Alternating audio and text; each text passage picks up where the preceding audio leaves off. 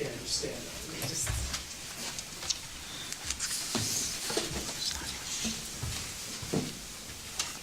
All set? Yes, ma'am. All set? Yes. Everyone good? Yes. Okay, good evening. Earlier today, officers from the Fairfax County Police Department's Sully District responded to an incident involving a school bus that was transporting children from Murch Elementary School in Washington, D.C. The students were returning from a field trip from Cox Farms in Centerville when the driver drove off the road and struck a rock which damaged his rim and flattened his rear tire. Staff members were eventually able to get the driver of the bus to stop in a parking lot in the 15,000 block of Conference Center Drive in Chantilly and call 911. The school bus was carrying 44 children and 4 adults. A second school bus stopped with the damaged bus. The children and staff were all checked by Fairfax County Fire and Rescue personnel. The children were then transported to the Fairfax County Criminal Justice Academy in Chantilly.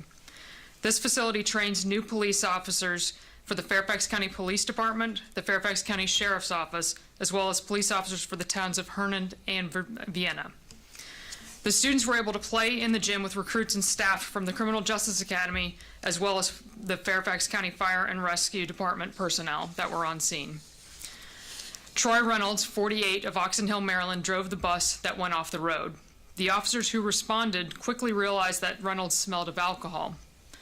Reynolds was arrested for driving while intoxicated and transported to the Fairfax County Adult Detention Center. While at the jail, Reynolds was tested and had a blood alcohol concentration, or BAC, of 0.20. The legal limit for BAC in Virginia is 0.08. Reynolds was charged with driving while intoxicated, second within 5 to 10 years with a child, and 9 counts of gross, wanton, or reckless care for a child. He was held on no bond. The Fairfax County Police motor carrier safety officers inspected the other buses on the trip and placed both of those buses out of service for safety violations. 2 additional bus drivers were also cited for not having valid commercial driver's license. What began as a very frightening experience for these children ended in a great experience to interact with our staff. Our recruits got to experience creative and impromptu problem solving that they will soon be facing upon graduation. A field trip to the farm ended with a second field trip to our academy. Our officers were all too happy to host this group of children and adults on a day that didn't go as planned but ended in smiles. Thank you. Ma'am, could I ask you just a quick follow-up?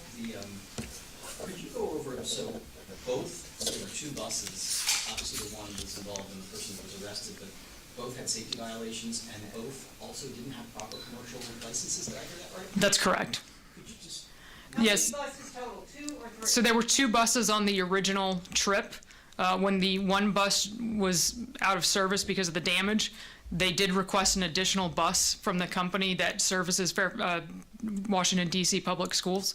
And so when that bus arrived, our motor carrier safety officers determined that that driver also did not have the correct licensure to be driving that school bus with those children. So did that make it 3 buses? So 3 buses in total, 2 original buses, and then the one that came to replace the damaged bus. So the replacement and the other one that wasn't in the accident were the ones that didn't have commercial licenses? Correct. So all 3? All 3, correct. Okay. The one who also was drinking also did not have a license. That's correct, yes. What company is this? I don't have the company's name right now, but I'm sure we can provide that to you later. I'm sure is there a charge for that? Is that, I would assume that's like a citation. Our motor carrier safety officers are looking at placing additional charges on the bus driver that was arrested for DWI, Reynolds, and they did place some charges, summons releasable, on the other 2 drivers. Were there children in the second bus, or that was just empty? There were children in both buses. The second bus that had the children on it was not involved in the incident or being damaged in any way. Okay, so the bus that was involved, 44 children, 4 adults or teachers? That's correct. Okay. It sounds like adults can see he should stop driving, he blew a tire and should probably stop, and they had to try to flag him down. Can you explain that? Correct. The staff realized once he had driven off the road and caused that damage to the bus that something was wrong, and so they were able to get him to pull over again in the 15,000 block of Conference Center Drive, and they immediately called 911 to request police assistance. Is it fair to say the teachers are the heroes in this situation? Absolutely. So these were probably serving as chaperones, I would assume, teachers, They were all school personnel from the Murch Elementary School. and they were physically on the bus. That's correct. With the crash. Where was he drinking? I don't have that information. Again, that's something that our officers are still looking into.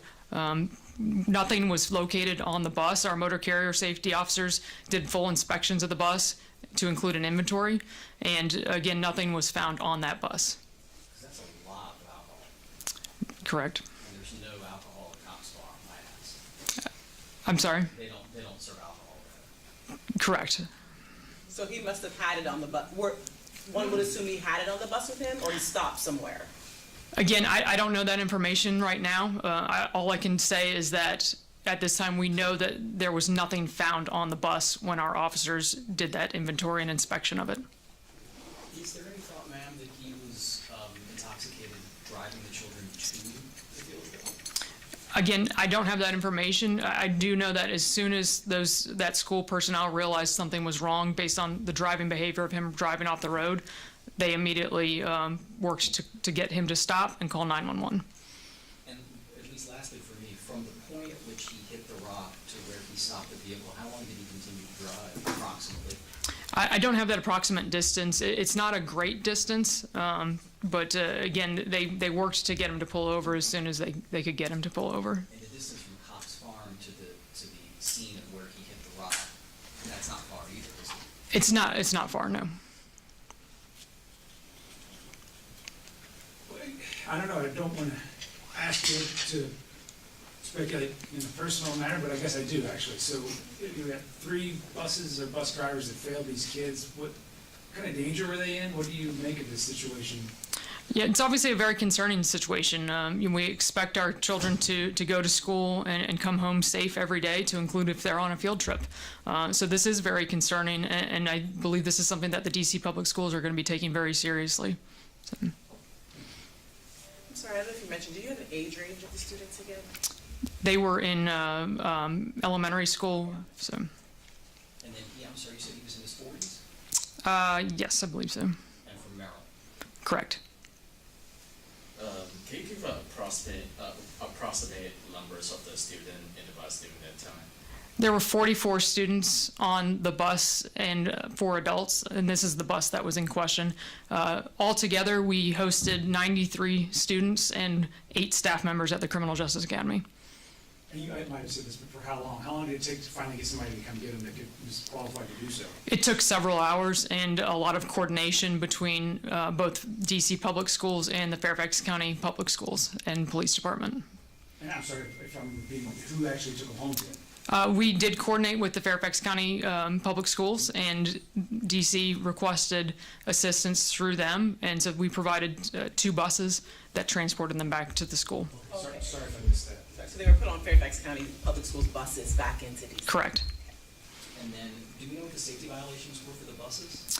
I don't have those in front of me, but we'll make sure that you have them before you leave. Thank you. Any last words, just today's situation and the turnout, the outcome? We're very grateful that nobody was injured seriously. Again, medics checked everybody out, and we're just very fortunate that this situation ended the way it did, and that this driver was taken into custody. It's Fairfax County detention, correct? That's correct, yes. Can Any you other? say if he has any previous driving problems? So this is his second charge within 5 to 10 years. That's what the specific charge for the DWI was. So he has been arrested previously for DWI. You probably don't know if that means does that disqualify him for having a license to drive commercial? So his privilege to drive in the state of Virginia, I believe, is revoked, DWI related, if not suspended. So he can't drive in Virginia for sure. Thank you. All right. Thanks, I know there was a lot of additional charges, we'll get you that information as soon Thank you. as And possible. if you have a photo, you can email or however, it'd be great. Thank you very much. Thank you for your time. Appreciate it. Would somebody be able to put his picture back up so we can just get a quick shot of that? Sure. Thank you. You don't want to be in the shot.